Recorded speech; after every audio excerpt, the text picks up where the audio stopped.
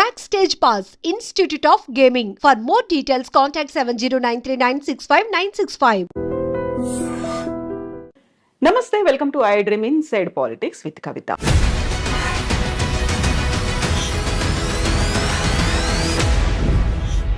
నలభై 47వ అధ్యక్షుడిగా డొనాల్డ్ ట్రంప్ బాధ్యతలు స్వీకరించిన తర్వాత ర్యాపిడ్ ఫైర్లో ఆదేశాలు జారీ చేస్తున్నారు. జన్మతః వచ్చే పౌరసత్వాన్ని రద్దు చేశారు. విదేశాలకు చేసే సహాయాన్ని 90 రోజుల పాటు నిలుపు చేశారు. దీంతో పాటుగా H1 వీసాల మీద చర్చలు, వాదనలు కొనసాగుతున్నాయని చెప్పారు. అండ్ ఆంక్షలు కూడా కొనసాగుతున్నాయి. భారతదేశం మీద ద్వైపాక్షిక సంబంధాలు ఎలా ఉండబోతున్నాయి? ఈ ఎగ్జిక్యూటివ్ ఆర్డర్స్ భవిష్యత్తులోనూ ఇలాంటి సంచలనాలనే కలిగించబోతున్నాయా? మనతో పాటుగా ఉన్నారు డాక్టర్ జయప్రకాష్ నారాయణ గారు. సార్ నమస్తే. నమస్తే కవిత. సార్, గతంలో మనం మాట్లాడుకున్నాం డొనాల్డ్ ట్రంప్ అధ్యక్షుడిగా రాబోతున్నాడు అని. వచ్చేసారు, రాగానే ర్యాపిడ్ ఫైర్లో ఆదేశాలు అనేవి, ఈ ఎగ్జిక్యూటివ్ ఆర్డర్స్ అనేవి అసలు పెద్దన్నగా మనం భావిస్తుంటాము అమెరికా అని. ఎలా అనిపిస్తున్నాయి సార్ విదేశాల మీద? మనం 2 విషయాలు ట్రంప్ను గురించి గట్టిగా ఆలోచించాలి. ఒకటి, గత 2-3 రోజులుగా ఆయన పని చూస్తున్నట్టయితే చెప్పిన మాట చాలా మేరకు చేస్తాడు. ఎందుకంటే ఇంకోసారి మళ్ళీ అవకాశం లేదు ఆయనకి. వృద్ధాప్యంలో ఉన్నాడు. తన బ్రాండ్, తన మార్క్ ఉండాలని చెప్పని ఏం చేయబోతున్నాడో ముందే చెప్పాడు. ఎన్నికల్లో ఆయన ఏమీ రహస్యం ఏం లేదు, మంచిగానే చెడుగానే. ఉదాహరణకి క్యాపిటల్ మీద, అమెరికన్ పార్లమెంట్ మీద దాడి చేసిన వాళ్ళు నిజంగా దేశద్రోహం కొడిగినట్లు లెక్క. హింసకు పాల్పడ్డారు, కొంతమంది మరణాల కాలకులైనారు. వాళ్ళందరినీ క్షమాపక్ష ప్రసాదిస్తున్నాడు, ఇచ్చాడు. మంచిగానే చెడుగానే ఆయన చెప్పింది సీరియస్గా తీసుకుంటున్నాడు, స్ట్రాంగ్గా చెప్తాడు కూడా. రెండోది, ఇనాగరల్ స్పీచ్లో ఆయన ఒక మనిషిని ఉదహరించాడు. ఆయన విలియం మెకిన్లీ అని, అమెరికా రాష్ట్రపతిగా 1897 నుంచి 2001 దాకా ఉన్నాడు ఆయన. 2001లో సెప్టెంబర్లో ఆయన చంపేశారు. ఈ హత్యకు గురైన రాష్ట్రపతుల్లో ఆయన ఒకడు. ఆయన తర్వాత థియోడోర్ రూజ్వెల్ట్ వచ్చాడు. మెకిన్లీ ఆయన్ని ప్రస్తావించాడు. మెకిన్లీ 2కి ప్రధానంగా పేరున్నవాడు. ఒకటి, టారిఫ్లు, ఇతర దేశాల నుంచి దిగుమతుల్ని తగ్గించడం, దాని మీద ఈ టారిఫ్లు పెట్టడం. 2, దేశ విస్తరణ కాంక్ష. అమెరికా చివరిసారిగా విస్తరణ చేసింది మెకిన్లీ సమయంలో. స్పానిష్ వార్ అని చెప్పని 1898లో ఆ వార్లో గెలిచిన తర్వాత ఈవేళ ప్యూర్టోరికో ఆ రకంగా స్పెయిన్ నుంచి వచ్చింది. ఈవేళ క్యూబాని విడుదల చేశారు. అమెరికానే దానికి మోక్షం కలిగించి స్వతంత్ర దేశంగా చేసింది. అట్లాగే ఆయన కాలంలోనే ఈ హవాయి రాష్ట్రం అది అమెరికాలో కలిపేసుకున్నారు.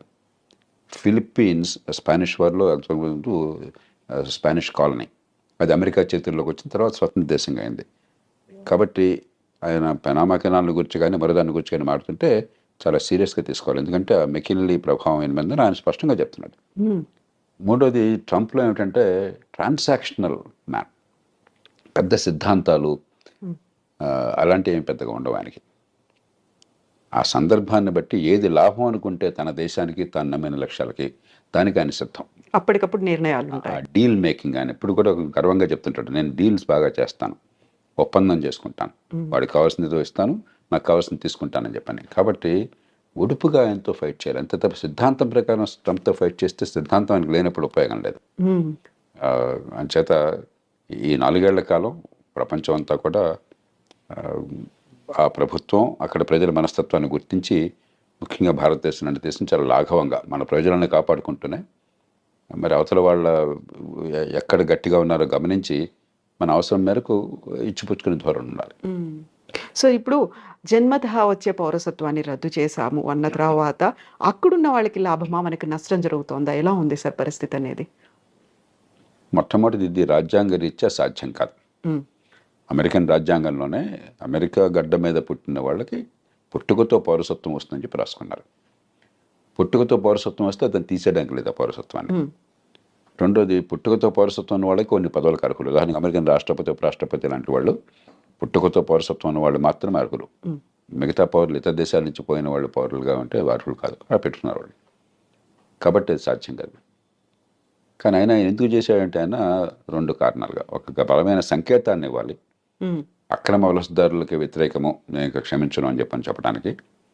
రెండోది, ఇది ఖచ్చితంగా సుప్రీంకోర్టు దాకా పోతుంది. అమెరికాలో తుమ్మిన దగ్గర సుప్రీంకోర్టు దాకా వెళుతుంది. ఎందుకంటే అది లిటిగేటియస్ సొసైటీ.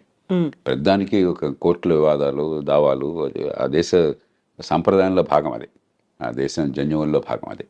సుప్రీంకోర్టుకి వెళుతుంది.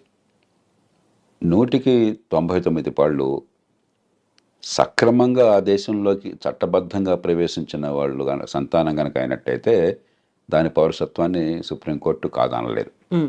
కానీ అక్రమంగా ప్రవేశించిన వాళ్ళైతే అన్డాక్యుమెంటెడ్ ఇమిగ్రెంట్స్ అంటాం, వాళ్ళకి ఇప్పుడు వాళ్ళ పిల్లలకి పుట్టుకతో పౌరసత్వం ఇవ్వాలి వద్దన్న విషయంలో బహుశా సుప్రీంకోర్టు మరి ఇంకొక స్టాండ్ తీసుకోవచ్చు.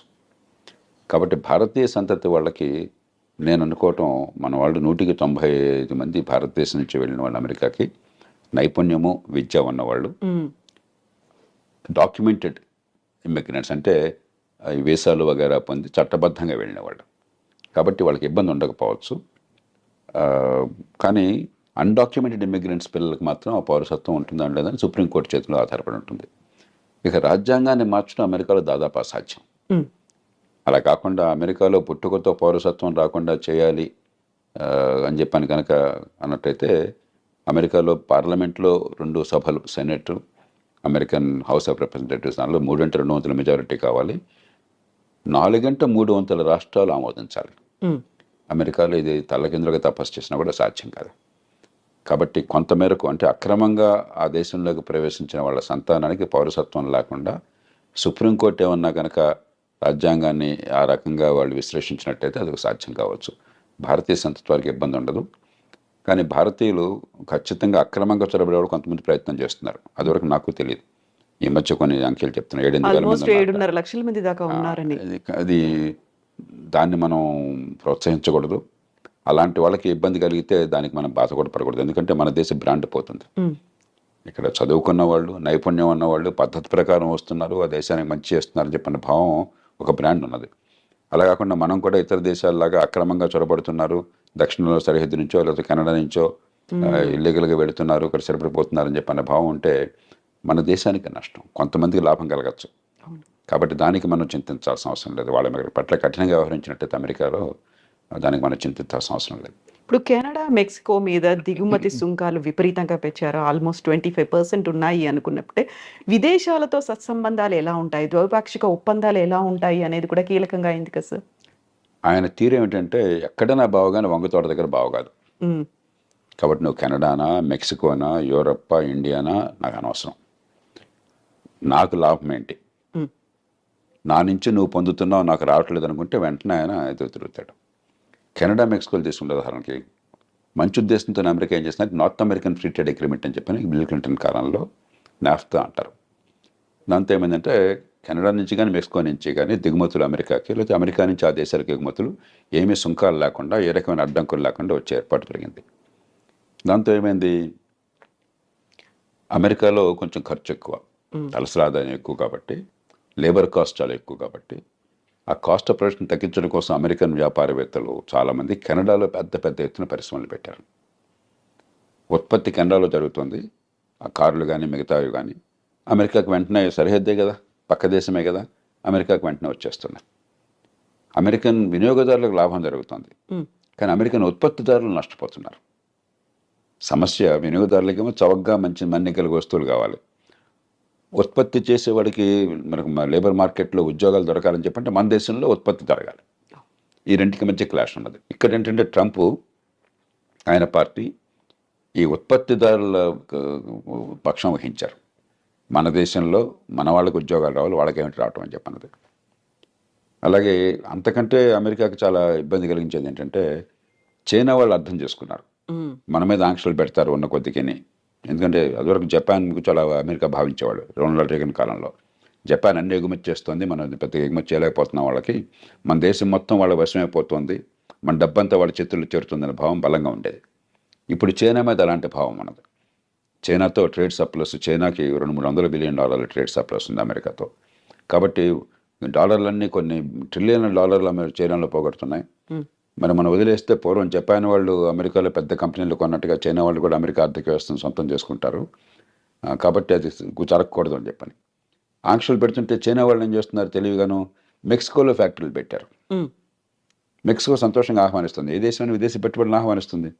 మనం కూడా ఎవరైనా పెట్టుబడులు పెడతామంటే మనం సంతోషంగా రమ్మని చెప్పంటాం మన దేశంలోకి. కాబట్టి చైనా వస్తువులు చైనా నుంచి రాకుండా మెక్సికో నుంచి వస్తున్నాయి. ఈ 2 కారణాలుగా ఆయన గట్టిగా విరుచుపడుతున్నాడు.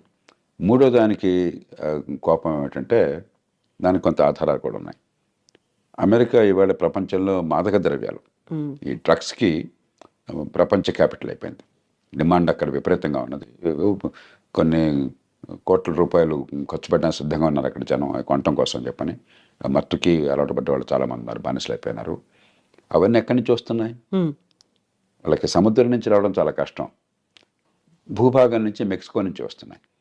ఎప్పుడైతే దీనిలో కొన్ని కోట్ల డాలర్ల లాభం ఉన్నదో కార్టెల్స్, బలమైన సంఘటిత నేరస్తులు, గతంలో మాఫియాలు అనేవాళ్ళం. ఈ మాఫియాలు డ్రగ్ కార్టెల్స్ అంటాం. వాళ్ళు $100 బిలియన్ల డబ్బులు చేసుకుంటున్నారు. అంత డబ్బులు ఉన్నాయి కాబట్టి విపరీతమైనటువంటి హింస, నేరాలు, మామూలు నేరాలు కాదు, ఎదురొస్తే వాడిని సఫా చేయటమే, దారుణంగా ఉండదు. కాబట్టి వాళ్ళని అరికట్టాలని చెప్పన్నా కూడా దక్షిణ బార్డర్, ముఖ్యంగా మెక్సికో బార్డర్తో ఒకటి ఇమ్మిగ్రెంట్స్ రాకుండా ఆపాలి, రెండు ఇది డ్రగ్స్ రాకుండా ఆపాలి. అందుకనే ఆయన డ్రగ్ కార్టెల్స్ని టెర్రరిస్టులుగా ప్రకటించాడు. అప్పుడు అమెరికన్ చట్టం కింద చాలా అధికారాలు వస్తాయి రాష్ట్రపతికి. అవసరమైతే మెక్సికోలోకి తన సైన్యాన్ని పంపించి దాడులు చేసి వాళ్ళని చంపే హక్కు కూడా వస్తుంది అన్నమాట. అంచేత మెక్సికో విషయం ప్రత్యేకం. కానీ మొత్తం మీద ఖచ్చితంగా ఆయన చైనా మీద కానీ, చివరికి వీలుంటే అవసరమైతే మన మీద కానీ ఆయన అవసరమైతే టారిఫ్లు పెడతాడు. ఎందుకంటే మనతో ఉదాహరణకి పెద్ద చైనా లాగా కాకపోయినా మనకు కూడా 15-20 బిలియన్, 20-25 బిలియన్ డాలర్లు, $30 బిలియన్ మనకి సర్ప్లస్ ఉన్నది. అమెరికా ఒక్కటే పెద్ద దేశం. భారతదేశం ట్రేడ్ సర్ప్లస్ ఉన్న దేశం అమెరికా ఒక్కటే పెద్ద దేశాల్లో, $35 బిలియన్. చైనాతో మనకి 90-100 బిలియన్ లోటు ఉన్నది. అమెరికాతో 30-35 బిలియన్ సర్ప్లస్ మిగిలి ఉన్నది. ఆయనకి ఎక్కడ ఏ దేశానికి తన దేశంతో వాణిజ్యంలో మిగులున్నా సరే ఆయనకి వెంటనే అక్కసు, వాడు వస్తువులు మన దగ్గర అమ్ముకుంటున్నాడు, మనం అమ్మలేకపోతున్నాం అని చెప్పని. హ్యార్లీ డేవిడ్సన్ ఒక కంపెనీ ఉంది. ట్రంప్ 2-3 సార్లు దాని గురించి ప్రస్తావించాడు. ఈ మోటార్ సైకిల్ నడుపుతారు, అవి ఏమిటో నాకు తెలియదు కానీ కొంచెం ఈ కుర్రాళ్ళు కొందరు మోసపోతారు, చాలా ఖరీదైనటువంటివి. మన వాళ్ళు ఖరీదైన వస్తువులు మన దేశంలో లగ్జరీ ట్యాక్స్ చాలా ఎక్కువ పెడతాం. ఆయన 2-3 సార్లు ప్రస్తావించాడు, ఇండియా టారిఫ్ కింగ్, చూడండి హార్లీ డేవిడ్సన్ మోటార్ సైకిల్ మీద టారిఫ్ పెట్టారని చెప్పని. అలాంటి విషయాల్లో మనం కొంచెం సౌమ్యంగా, పెద్ద నష్టమే లేదు, ఆయనకి ఏదైతే గట్టిగా బుర్రలో ఉందో దాన్ని తగ్గించేసుకోవాలి. నిజంగా ప్రస్తుతం ఉన్నటువంటి సమాజం దేనికి ప్రయారిటీ ఇస్తుంది? ఆర్థిక సంబంధాల చుట్టూ మాత్రమే తిరుగుతుంది. మళ్ళీ ఎన్నికలంగానే చాలా విరక్తి కలుగుతాం. మంచి అనిపిస్తుంది కదా, లేడీస్ కూడా ఛాలెంజింగ్ జాబ్స్ చేసినప్పుడు చాలా బాగుంటది. ట్రాఫిక్ అసిస్టెంట్స్ గా నియమించిన ట్రాన్స్జెండర్స్ అందరితో సాల్యూట్ చేయించుకుంటున్నారు. ఫుడ్ డెలివరీ ఇవ్వటానికి వెళ్ళినటువంటి డెలివరీ బాయ్ అనిల్ పై కళ్ళ ముందు